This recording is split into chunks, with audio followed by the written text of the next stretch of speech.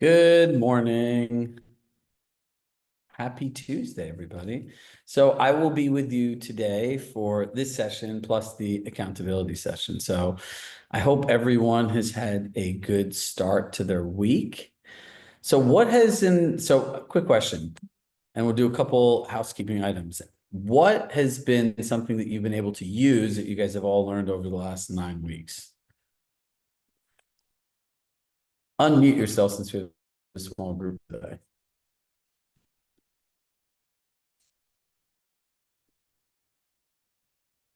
Good morning, Chirag.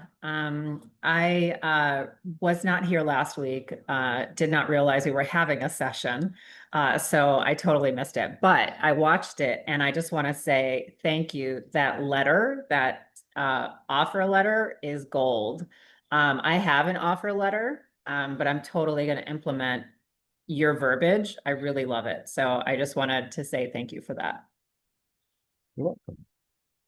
Who else? One more person. Because they've all been engaged for the last 9 weeks. What do we have from the 9 weeks?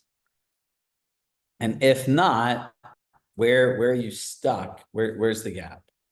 And that's what we'll really dive into more in the accountability session. So what I want to talk about today is a concept of operationalized excellence.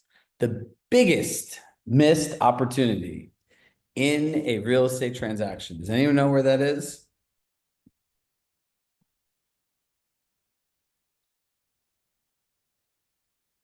Okay, I've stumped everybody. It is contract to close, right? Your first impression is making promises. That's essentially what a pitch is, right? I'm going to do this, this, this, and this. Then the entire transaction is keeping the promise, right? So write this down. The real sale starts when somebody hires you. The sale does not end when the property goes into contract, right? That last period is the most, you think finding a house is chaotic? Try moving. Has anyone moved recently? It sucks. It is a horrible thing. Now, here's the thing. Do you know what makes real estate agents the people managers in the world? Because the skill of being a great salesperson is the opposite skill of being a great people manager, right? Now, on the other side of the coin, the skill of helping find somebody a home is a different skill than contract close, right? People that are buying houses, especially first-time buyers, they don't understand any of this stuff, like nothing. So what ends up happening? Do they plan really well or do they push things till the end and it becomes chaos for everybody? Chaos for everybody, right? And the reason that is, it is our job based on the amount of money they pay us to organize this process. Do you know how many clients, buyers are like, my agent did a really good job, but as soon as we signed the contract and everything, we stopped hearing from them so much. It's the same concept of somebody buying their first home. They get whole experience, right? Is anyone taking the time to walk you through the home buying process and they step it all out? Well, when somebody sells their house for the first time, people presumptively say, well, they bought a house, they should know the process of selling a house, right? So what we want to do is learn how to use this last place to build lifelong relationships and referrals. Because it is the last thing that they're going to remember. And this is one of the few areas in real estate that has not been commoditized with technology yet, number one. Number two, it's an area that no one is really doing well, right? Even in all of the teams and people and crazy agents I've worked with in my life, I can't even think of one standout person that does this at a level where I think we have the opportunity to.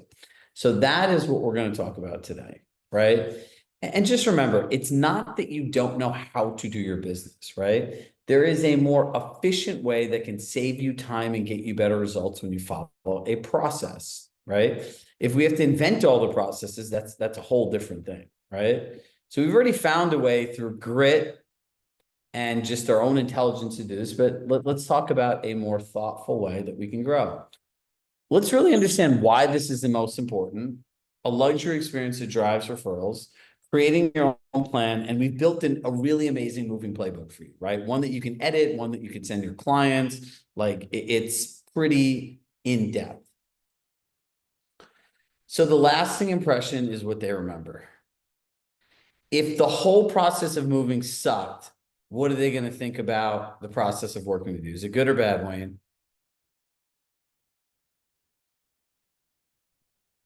It would be good. If the whole process, if the moving process sucked in the end and it was difficult, it wasn't planned for, their transition was hard, do they equate that part to you and the work that you did? Or do they still say, well, that wasn't really my agent's responsibility, so it was still good? Oh, it would be on me. It would be on you, right? Like, so that's why I always tell people, the one recommendation I tell agents never to give people? A moving company. Movers don't get paid a ton of money, and it's Murphy's Law. If something can go wrong, it will go wrong, and it's eventually a matter of time till it actually does happen, right? So don't recommend movers. Like, just don't do it, right? Now, we want to create an experience for these people that show that we are experts, we are consultants, we are advisors, that we know how to guide people through the most challenging process of their life. So here's what you do. Number one, you want to set up a meeting, right? And this is when we talk about integrated workflows. During your buyer consultation, this becomes part of your value proposition. I'd say, Sally Ann, once we go into contract, we're going to set up a meeting. We understand that moving is one of the most stressful things people can do, on top of if they have a family, managing children or your job or whatever it is you're doing, right?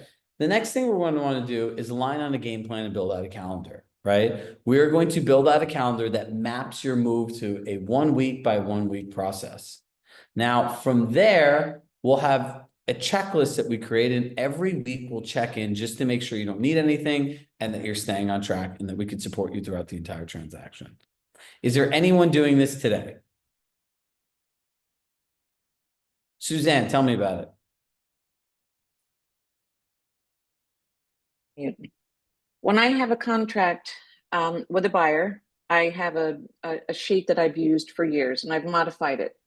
Here's how, from the time that we sign the contract, offer is accepted, we do inspections, you apply for the mortgage, you do all of the things that go along the course of a transaction to closing. After we close, and I always attend closings when I can. A lot of times, the title company is just going to close, and, it's changed a lot over the years. But, I think, especially if my client's going to the closing, I will always be there. And then following up with them, I try to help them with things like setting up giving them information to set up their utilities, find out what is garbage recycling day. I mean, there's a million things. If they're not living here and they don't have a yard person, if they don't have, all the people that you need to maintain the pool, or I even sometimes will have the house cleaned so that when they step in, it's clean and ready to go. So here's the most important part. Thank you, right? I feel that you do a lot more than most agents does, but here's the thing. It's the way that I think about it, right? I'll use this example as an analogy. You could be doing 4 client events a year. You could be sending gifts 3 times a year, but no one understands that that's what you're doing because it's happening in real time. Versus if you organize that all every December that says the benefits of buying with Suzanne Henderson, right? And it had the events listed out. It had the gifts that you give. It put it all together, right? This is operationalized excellence, right? So you know that you have a list, right? And that's part of like the game plan that says, do you need a yard person? Check, great, send you 3 recommendations or the people that I use. Oh, you need a HVAC company? Check, check, check, check. And you're going to say you want these people in place by this day, right? And you want to know that the closing's this day, that you get yourself into there. What happens when this is not organized? They get there, their lawn gets crazy. They might settle on a person. They have to wait to get into the person's schedule. It's just frustrating, right? We Mhm. want it that when our clients move into a place, all of these things are done because they're planned and purposeful. When you could break this out over 30 days to 60 days, it becomes much easier than it happening trying to adjust into a home, find new vendors, live your life, blank, blank, blank. Make sense? So look, here's every market's unique. So we can't do this exactly, right? Because there's escrow, there's non-escrow. Some markets close in 30 days, some have 15-day escrows. If you look in places like the Northeast, sometimes it takes 60 to 90 days. If they're co-ops in New York City, they could take months, right? So you want to set the expectations from the beginning that this is a service you offer. We touched upon it. You want to set up a meeting to share your moving checklist. You want to align where they need support, build out your own Google Calendar, and then have the weekly check-ins, right? So I say I met with Suzanne every Monday, right? And I would say, okay, in this week, we're going to pick all of our vendors, right? So you're going to say, I've sent you the recommendations. You have all the meetings set up. Are you ready to select the person? Line on the date that the services start, tentative to the closing, right? These are all things you do in advance. And then every week they're reminded, like, you know what? Suzanne really cares about me, not just finding a house, but like making sure that I move in. It's great. Now, extending the relationship. How many people feel that after the closing, it gets really weird? Like when you have to reach out to them. It's amazing. I don't know anything like this in my entire life. When you work with a buyer, do you only talk about the home? Maybe a few, but do you talk about life and kids and trauma and relationships and all of the things? So do you talk about only real estate or all of the things? What do we say? All of the things. All of the things, right? So number one, you want to document all of these things. For anyone that went to the retreat, they talked about unreasonable hospitality, right? You could summarize this in two ways, and I'll give you an example. What's the difference between an automation and technology doing a job and a human doing it today? You know what it is? Initiative, right? So if you use unreasonable hospitality, he said at his restaurant, they always use Tiffany glasses, right? And he realized they come in a really cool box, and like a lot of people go there for engagement. So they do a toast, they box them, and they generally write a card and they put it out, right? That's the initiative of a human, right? So when you're listening to what these people say every time, you're able to take initiative, right? But it's really, really weird because I can be buying a house with Suzanne. I talk to her about everything. All of a sudden, the closing happens, and I ask Suzanne to give me a call, right? Because I'm a business coach. Give your client a call, and like, well, what do I talk to them about? I'm like, well, what'd you talk to them about the other week? I know it was an only real estate, and that is a unique challenge that we face, right? Because here's the thing: what we actually have happen to us is a self-fulfilling prophecy. What do I mean by that? We don't want people to think, as salespeople, the biggest fear we have is that we did all of the things that we did with genuine intention, our hearts, and goodwill and professionalism. Check, correct? Is anyone else besides me afraid of that? Okay, good. Now, do you guys realize that based on the way that many people operate their business, that's exactly what you do? If I open up and I share all this stuff from you and then I never hear from you again, I was saying this to my team members. I had my partner from my event space come in here and she goes, I'm not, literally this happened maybe an hour ago. She goes, can I come in? I have to tell you something. I'm like, all right, sure, go ahead. She goes, I'm not really sure, but I think I'm really mad at you. I'm like, okay, tell me more, right? And she's like, well, you talked to another one of her team members about like how the place looks and everything like that. And I literally was in here in the pouring rain with the U-Haul with all this stuff. And so I said, the first thing is, I said, one, thank you for bringing this to my attention. I said, number two, I said, it is something that we all have to align around on our standards of excellence checklist. I don't expect anything to be done today. But I said, the third part is my standard is like we built this really nice place. So it's clean, it's minimalist and everything else. She goes, okay, I feel better now. She goes, I was literally cursing you in my head the whole way here. I said, I know. And she goes, how could you know that? I said, because when things are unknown, we start making up stories in our head and they're generally very negative. But I think there's one thing you know about me. Every time you bring something up to me that's a challenge, you leave in peace because we have a conversation about it, right? So it's an organic relationship, right? Now, your clients will make up the same stories in the same way. She only talked to me for this. It minimizes what you do. So in relationships, right? When a relationship goes from defined to undefined, it's ambiguous and weird for everybody. I know when she's buying a house, my relationship is defined by her being my realtor, right? I've opened the boundaryless world of I want to share my personal life, my kids, and so on and so forth. So when a relationship goes defined to undefined, people create space in their mind and they start making up their own stories. Is that good for us as professionals, as referrals? Yes or no? No. No. So here's how you redefine the relationship.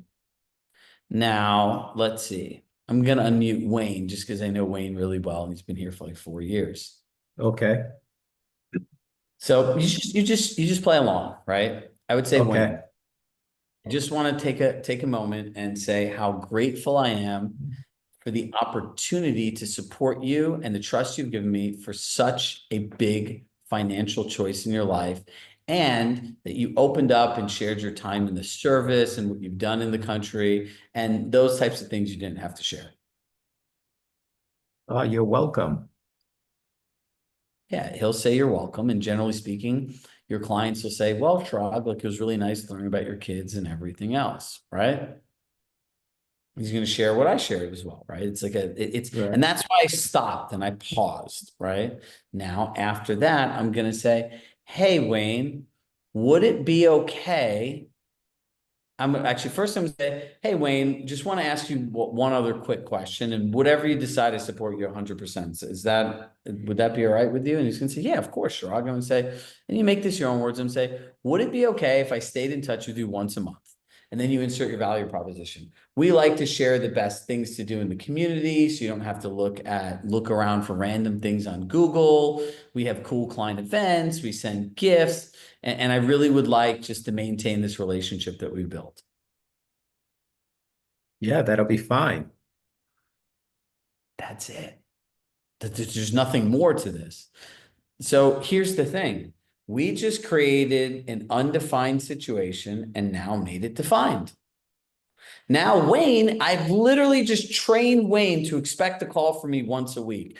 When you talk to somebody all the time, almost every day, and then you still stay in touch with them after, what's that called? A friendship, a relationship. And here in America, that is very normal. Now, there's fear in everything we do, right? False evidence appearing. What happens if somebody says no? Great. Like, that's amazing. You want to know why? Because you're not going to ruin the relationship by sending them a bunch of dumb shit that they really don't want, calling them all the time when they don't want to hear from you. If you told my dad this, right? My dad, like even this painter that used to come into our house, my dad sent this guy 100 freaking people, right? The insurance, the health insurance guy, the guy goes, your dad, excuse my language, effing made me rich. Because all his other friends had businesses and stuff like that. So like, if I called, the guy said to me, he goes, if I called your dad and asked him to stop by and everything, my dad's going to say, no, I'm busy. But if I pop by, my dad will talk to him. But in general, if you ask my dad, he'd be like, nah, I'm good. If I need something, I'll let you know. He doesn't want the call, but he'd still refer you, right? So part of this is write this word down, self-identification. Great salespeople get people to self-identify with what they want. So important. And we're going to role play this in the accountability session after. Does that make sense, everybody? So the next question is, when do you do this? At the peak point in the transaction. You know what every buyer's favorite words are? They're 3 words: clear to close. It's at a peak point in the transaction when they still need you. That's why you have to get a review around this time period, because they're the happiest. right? And in that gap, nothing has gone wrong. Like they haven't done the final walkthrough. The closing wasn't a nightmare. At this point, they're going to write you a great review. And you're not going to, again, get blamed for a bunch of things you can't control. So this becomes part of your sales process. Now, here's the moving playbook, right? Hold on. Give me 1 second.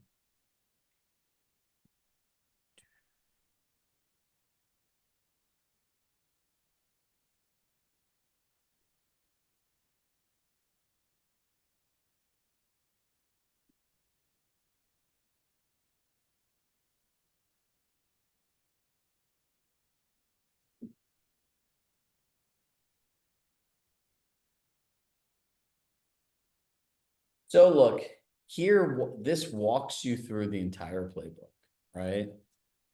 And then it works backwards, right? We have to, I don't like the way this looks to me. It's confusing. So we're going to change this before you edit it.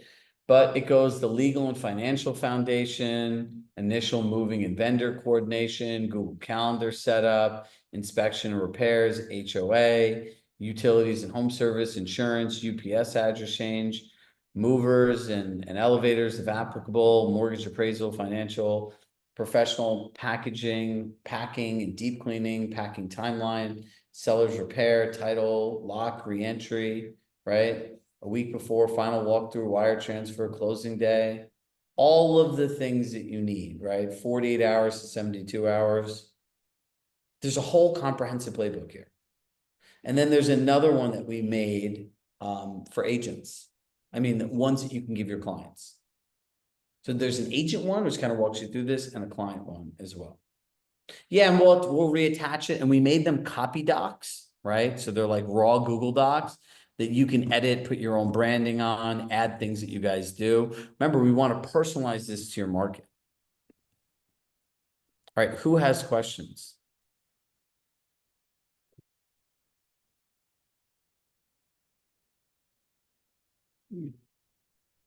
Where can I find them on Google Docs? Chirag, is this playbook available now? Because I'm actually walking into inspections and all that today. No, but I can, hold on. Bear with me.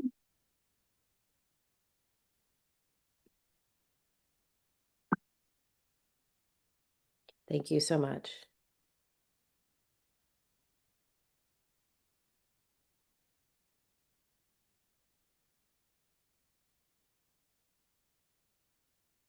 All right, this is not a copy doc, but make a copy of this.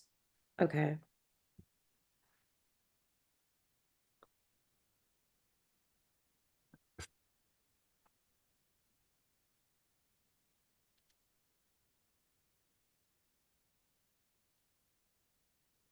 Here's the client facing one. So just make a copy and you can edit it. Okay. Thank you so much. I love it.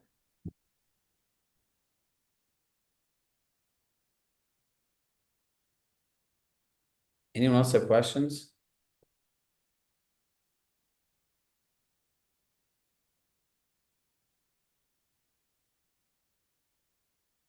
You know, when I ask people for questions and everyone stays quiet, you guys like make me anxious and I have real concerns. Because this is learning a new mindset, a new process, and something new I highly recommend you should do. In my mind, it's something you must do because we need to protect our commissions, right? When everyone sits there really quietly and they just learned a very elaborate new process, I'm like, in my mind, I'm like, holy shit, they're not going to do this. And you know that the only thing I care about is that you actually use the information we have. Thank you, Sarah. And look, by the way, there's so many people that attend these sessions because I meet people in person throughout time. Like, yeah, I really want to ask a question, but I'm like, I don't want to. It doesn't matter what you look like in front of people, right? Like it has no bearing on anything. Ask the dumbest question in the world. Don't over personalize it to like your one unique client situation because that's not what everyone made the investment of time and resources to be here for. But like, if you have questions about this stuff, like it's fine. Ask the question. Okay, so I have a question. I did not get on until 11:48 here because I was on a client call. So I just saw where you're going over this doc. For all of us that have the excuse of we don't have enough time, how can we take the things from this doc and implement them into our schedules to start doing that? Is there like a AI tool that we could use to say, Go buy a virtual assistant. I just hired one 3 weeks ago. Okay, so then I've got have your virtual assistant, have them start watching these sessions every single time. Okay. And so for all of you that don't know where to do this, how many times have you all heard me say I'm very against hiring people from other countries to do this work? Everyone's hand should go up, right?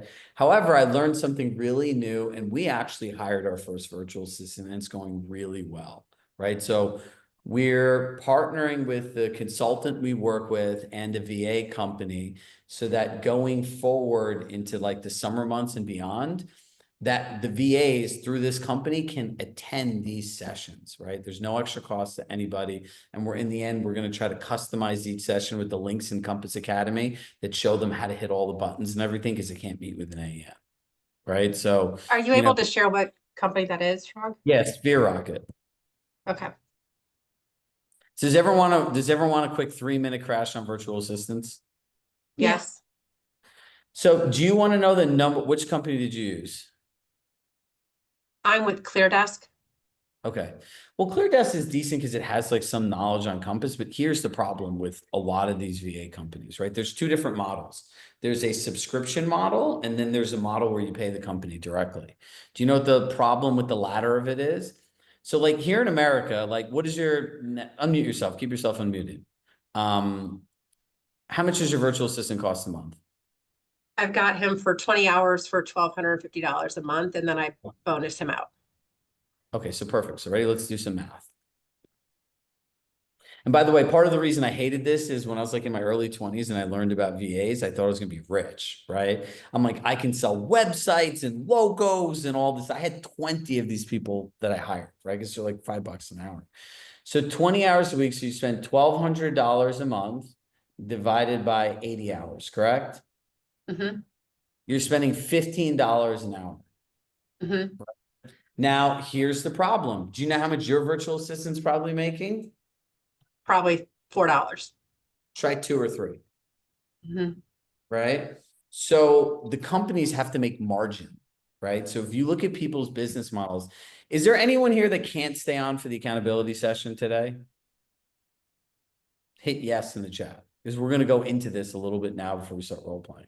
Anybody? All right, cool. Ooh, chat. Chase, man, you try to stay on, man. We got some nuggets coming here. So here's the thing. The way that those companies' business models work is their revenue is based on the margin that they create between what you pay them $15 an hour and what they charge the people. So they're making $11 an hour. Mm-hmm. So when you get these people that don't know how to do all these things, that's why, right? So then I had a buddy of mine who used to work at Compass that I really respect. And like he put something out randomly. I'm like, I start talking to him. Turns out like he was normally lived in Florida. Now he was in Norwalk. I'm like, dude, come to my office tomorrow. He's like, all right, cool. I'd love to connect with you, right? And so we sit down and we start talking. I'm like, why would I pay a monthly subscription fee? This is stupid, right? And then I actually started looking into this and he explained this to me. He goes, the biggest challenge with VAs is the exact scenario that I told you, right? So they don't work out a lot. There's high turnover. You know, they get promoted within their company and now you get a new one. We work with thousands of people, so we hear this all the time. Well, the subscription-based companies like Sphere Rocket, you pay a monthly subscription. They help you with job descriptions, but when you work with like a third-party consultant that like white labels their service, he does all this stuff for you, right? In our real-time coaching lab, I'm bringing him on Friday and I'm going to walk everyone through like what I did, even though I'm like really against it. And it's actually working well for us, right? So what they do is if you hire a VA for 25 hours a week, right? They're considered full-time, then you slowly raise them up. $5 an hour in the Philippines gives you a middle-class lifestyle, right? $7 to $9 an hour gives you an upper-class lifestyle. $10 plus there, man, you're living like a king, right? Like you're living really good, so you should be able to get somebody really, really good, right? So like the way the membership works is if you have one VA, it's 600. I did the second one because it's the best cost-effective one. It's $900 a month. I'm like, why would I pay $900 a month forever? Because they'll help me hire up to 5 people, right? They'll help with the job descriptions. They have KPIs, they have vacation policies, they have training. If you have a question, you can learn. There's such a great back end. But I also realized, like, we hired one for $5 an hour, 25 hours a week. Great. We're going to hire another one and another, like, and we'll have 5 of them really soon, because the biggest challenge that people have is they can't, the way that they write. Now with AI, that's solved, right? Now in AI, if you use ChatGPT for Teams, right? Take your account, make it a team account. You can now connect your Google Drive, your email. So when it's writing emails for you, it's writing in your voice, right? So you can get these VAs, and like, look, part of it is understanding what you pay for, right? You're paying a fraction of what you pay somewhere else, right? And the reality is you want this to work out for the long term. So when we're training people, we're training them that they need confidence. If you dump too much on them too soon because they have all these hours, nothing gets done well. Listen, if you train somebody to do a 5-minute task that you do 300 times a year, you save 25 hours. So even if you spend training somebody for 3 hours on how to do one 5-minute thing, they know it, they've mastered their head, right?